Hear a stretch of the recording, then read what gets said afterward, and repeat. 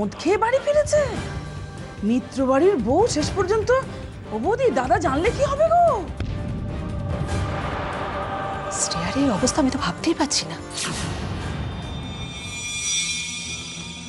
শ্রেয়া, শ্রেয়া, ডেকে কোনো লাভ নেই, সাড়া দেওয়ার মতো অবস্থা নেই। এসো এসো, এখানে বসো বসো, আস্তে সাবধানে। এরকম যে কিছু একটা হবে না সেটা আমি আগেই জানতাম। যা তা ঘরের মেয়ে মানুষ নিয়ে এসে বাড়ির বউ করে তুলল।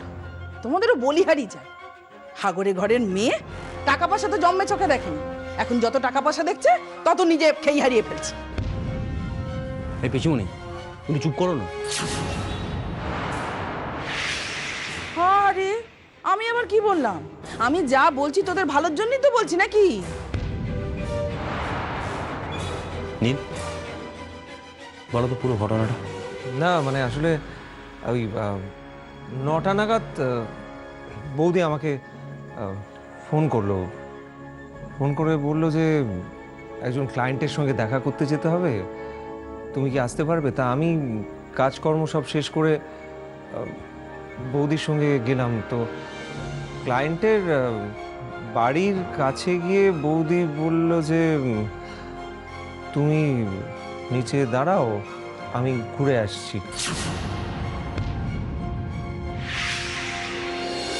আমি তো ওয়েট করেই যাচ্ছি, আধ ঘন্টা, 1 ঘন্টা, 1.5 ঘন্টা, বৌদি আর নামছে না ওপর থেকে। তো কিছুক্ষণ পরে দেখি যে ক্লায়েন্টদের বাড়ির দরজাটা খুলে গেল আর বৌদি আর ক্লায়েন্ট বেরিয়ে এলো বাইরে, কিন্তু বৌদির মাথাটা ক্লায়েন্টের এরকম জায়গায় রাখা, মানে ভর দিয়ে আছে। আমি তো প্রথমে ভয় পেয়ে গেছিলাম যে বৌদির বোধহয় শরীর খারাপ হয়েছে, কিন্তু কিন্তু পরে ক্লায়েন্টই বললেন যে বৌদি একটু ড্রিঙ্ক করে ফেলেছে আর কি। ছি ছি ছি ছি ছি, আমি তো ভাবতেই পারছি না। মিত্র বাড়ির বউ পরপুরুষের সঙ্গে মদের গ্লাস নিয়ে ফুর্তি করছে। ছি! সব ঘটনার পর আমি এখানে থাকবো কিনা সেটা ডিসাইড করব। নীল, আমি ও ঘরে যাচ্ছি, তুই আয়।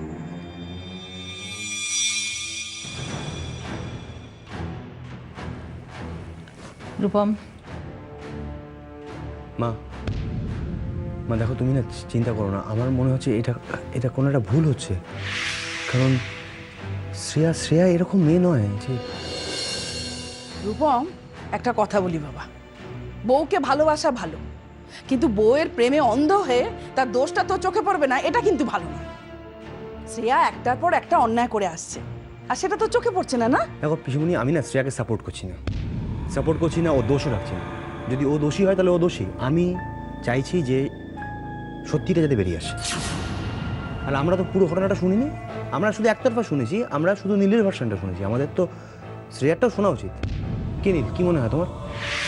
হ্যাঁ, সে তো ঠিকই 100 বার, কিন্তু আমি তো নিজেই আশ্চর্য হয়ে গেছি বৌদি এমনভাবে চেঞ্জ হয়ে যাবে। আমি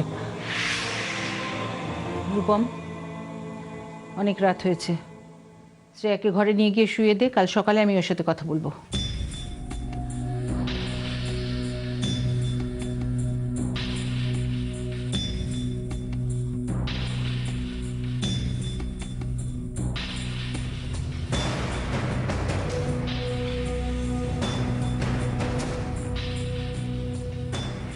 তাহলে কি নীল যা বলছে সেটা কি সত্যি বলছে?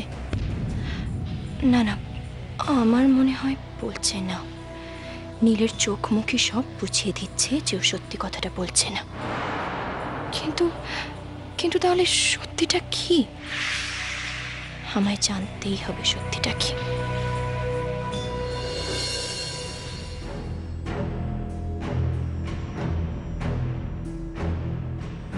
দাদা, তুই বেশি চিন্তা করিস না।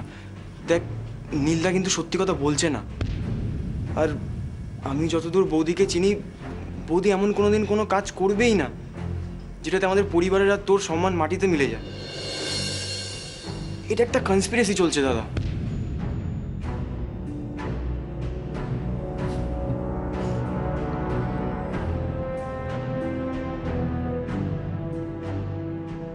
তুই তোর বৌদিকে খুব ভালোবাসিস।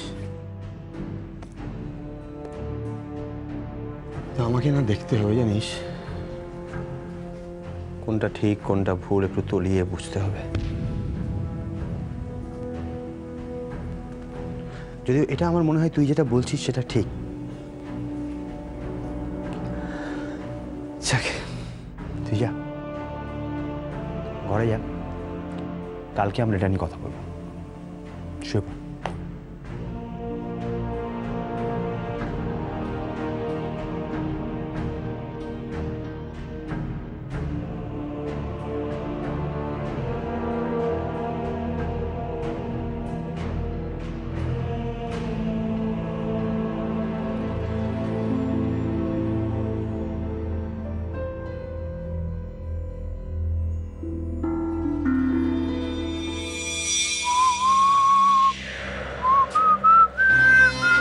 নীল, কি ব্যাপার বলো তো?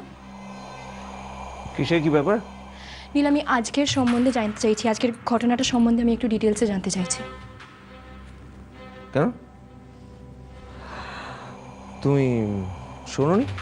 তুমি তো ও ঘরে ছিলে, আমি তো পরিষ্কার করে বললাম। তুমি বাকিদের যেই কথাটা বলেছো আমি সেটা জানতে চাই না, আমি সত্যিটা জানতে চাই নীল।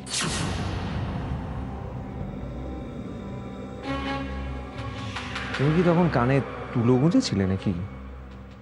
আর আমি যে সত্যি বলছি না এটা তুমি জানলে কি করে? আমি যতই কানে তুলো বুঝি, আমি তো আর অন্ধ নই, আমি চোখে ভালো করেই দেখতে পারি। আর তোমার এই ইশারাগুলোর মানে কি সেটা আমি বেশ ভালো করেই বুঝি নীল। আমি জানি তুমি বৌদিকে মদ খাইয়েছিলে। কি বলছো কি তুমি?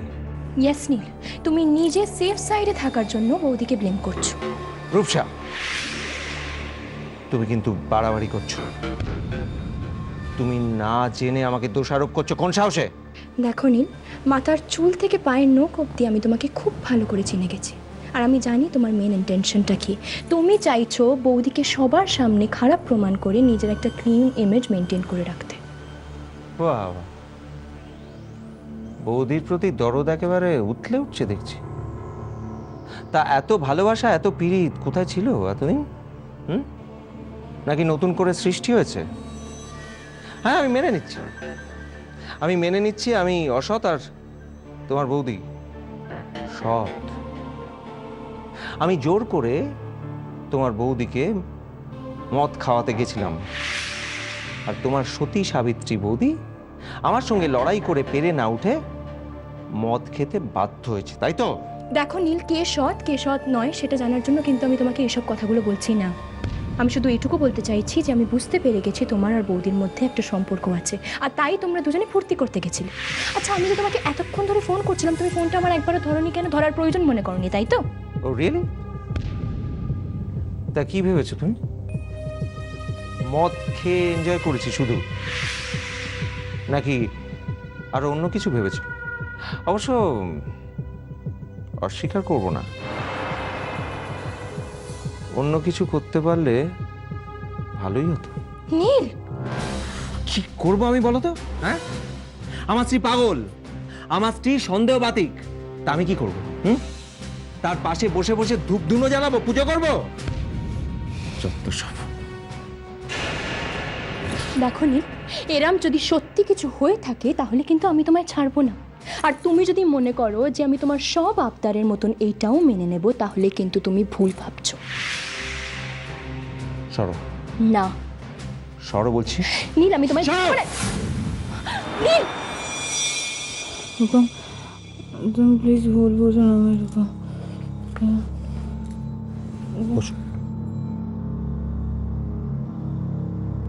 রূপম, মা বাবা সবাই ভুল বুঝবে আমাকে।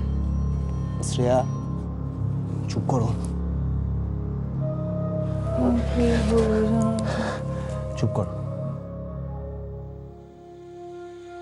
শ্রেয়াকে এতটা ভুল চিনলাম আমি, যে মানুষটার সঙ্গে এতগুলো দিন কাটালাম, সবটাই কি ওর মুখোশ ছিল, ওর অভিনয় ছিল? না না না, এটা হতে পারে না, নিশ্চয়ই কোথাও একটা গোলমাল হচ্ছে। রূপম, তুমি আমাকে এখান থেকে নিয়ে চলো। নিয়ে চলো রূপম, বিশ্বাস করো রূপম, ওরা আমাকে আর তোমাকে বাঁচতে দেবে না। আমিও তোমাকে বিশ্বাস করি শ্রেয়া, আর আমার বিশ্বাস যেন কালকে সকাল অব্দি অটুট থাকে। আমিও তোমাকে ছাড়া বাঁচবো না।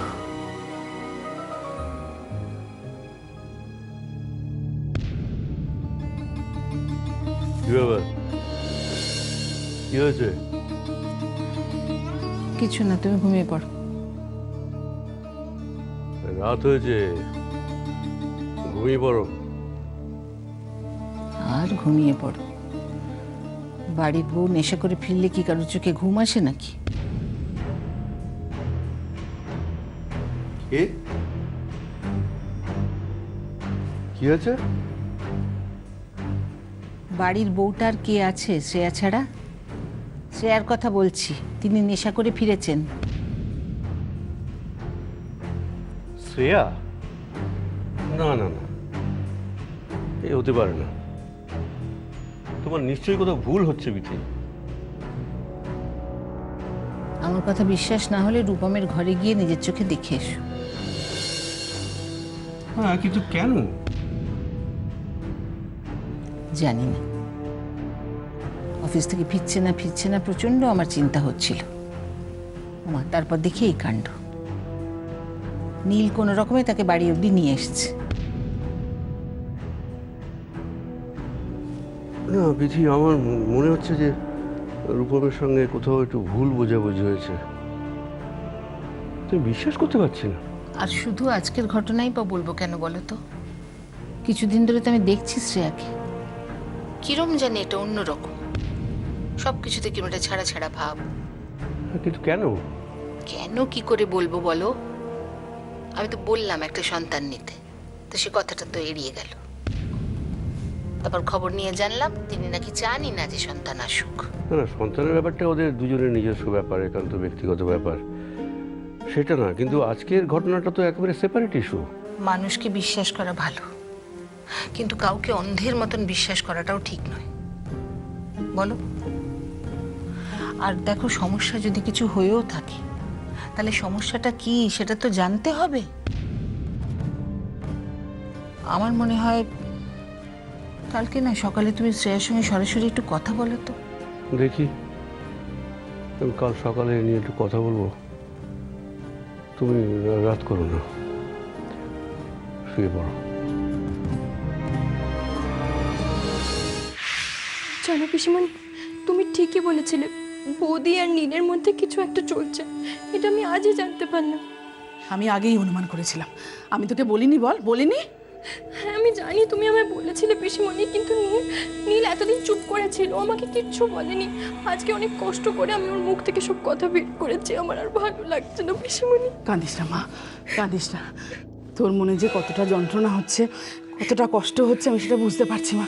দেখ, আমি তোকেও বলেছি, তোর দাদাকেও বলেছি, তোরা কেউ আমার কথার পাত্তা দিস না। দেখ রূপু, আমি যা কিছু বলি, যা কিছু করি, সব তো তোদের দু ভাই বোনের ভালোর জন্য বলি, বল? আজকে তুই বুঝেছিস তাই কাঁদছিস, যেদিন রূপম বুঝবে সেদিন রূপম এরকম ভাবে কাঁদবে। তুমি ভাবতে পারছো পিসিমণি, ওই বৌদির জন্য আমাকে নীল অপমান করলো, আমাকে ঠেলে ফেলে দিয়েছে খাটে। ভাবতে পারছো তুমি? বস করেছে জানিস তো, ওই ছেলেটাকে ওই তুকতাক করে পুরোপুরি হাতের মুঠোয় নিয়ে নিয়েছে। আরে ঘরে এরকম সুন্দরী বউ থাকতে কেউ অন্য মেয়ে মানুষের দিকে তাকায়? তুই একদম চিন্তা করিস না মা, ভগবান শাস্তি দেবেই। ভগবান ওপরে আছেন, মাথার উপরে আছেন। তবে তবে কি পিসিমণি? তবে জানিস তো, একটা কোনো উপায় আমাকে বের করতেই হবে। আর যে উপায়টাই বের করতেই হোক, সেটা আমাকে তাড়াতাড়ি করতে হবে, নাহলে বড্ড দেরি হয়ে যাবে। ওরা হয়তো এমন এগিয়ে যাবে যে আমি আর ফেরাতে পারবো না। একটা কিছু আমাকে করতেই হবে। রূপু, তুই আমার উপর ভরসা করিস তো মা? ব্যাস, তাহলেই হয়ে গেল। আমি ঠিক একটা ব্যবস্থা নেবই নেব, তুই কিচ্ছু চিন্তা করিস না। চল মা, খেতে চল মা। না পিসিমণি, আমার আর খিদে নেই। মা, এরকম করলে হয় মা? খাওয়া দাওয়া করে নিজেকে তো শক্তি সঞ্চয় করতে হবে, নাহলে চিন্তা ভাবনা করবি কি করে? রূপু, আমি তোকে কথা দিচ্ছি, ওই শ্রেয়াকে আমি কাঁদাবোই কাঁদাবো। চল মা, খেতে চল। আয়।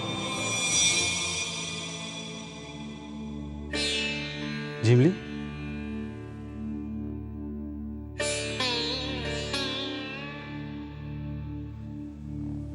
ঝিমলি,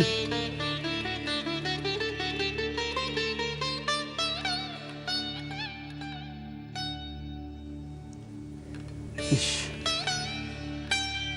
ঘুমিয়ে একবার কাদা হয়ে গেছে।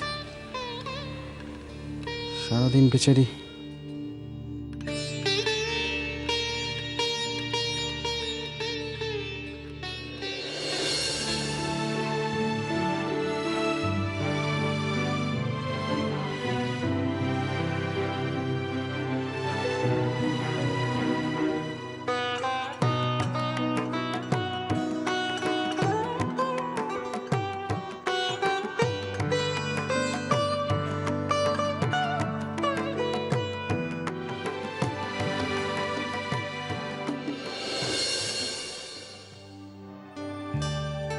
আমার ভীষণ ভয় করছে রে ঝিমলি। আমার মন বলছে তোর বিরুদ্ধে একটা চক্রান্ত হচ্ছে, তোর কোনো ক্ষতি করার চেষ্টা চলছে। কি ক্ষতি আমি জানি না, কিন্তু আমি যে বড় দুর্বল রে ঝিমলি। এই ষড়যন্ত্র আটকানোর ক্ষমতা আমার নেই। তোর এই অসহায় দাদাটাকে তুই পারলে ক্ষমা করিস ঝিমলি, ক্ষমা করিস।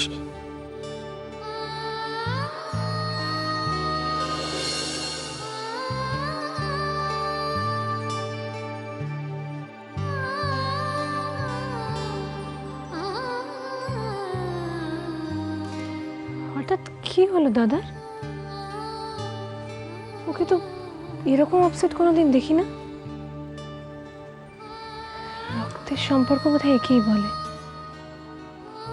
বাইরে মানুষটা যতই বদলে যাক না কেন, ভেতরে ভেতরে একটা টান থেকেই যায়। খুব জোর বেঁচে গেছি। মাথায় ঠিক সময় প্ল্যানটা যদি না আসতো তাহলে বড় একটা সমস্যা হতো।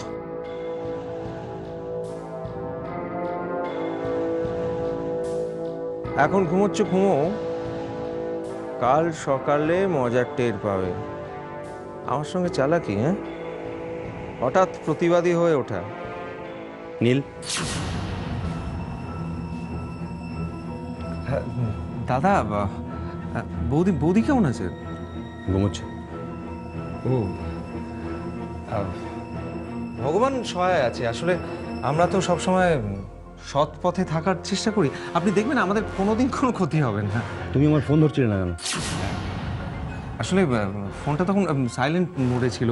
আর তাছাড়া বৌদিকে নিয়ে এত গোলমাল চলছিল না তখন, মানে বৌদি সেন্সলেস হয়ে গেল, বৌদিকে একা গাড়িতে তোলা। আপনি যখন দেখলেন তখন তো অনেক ভালো, তার আগে যা অবস্থা হয়েছিল, মানে সে।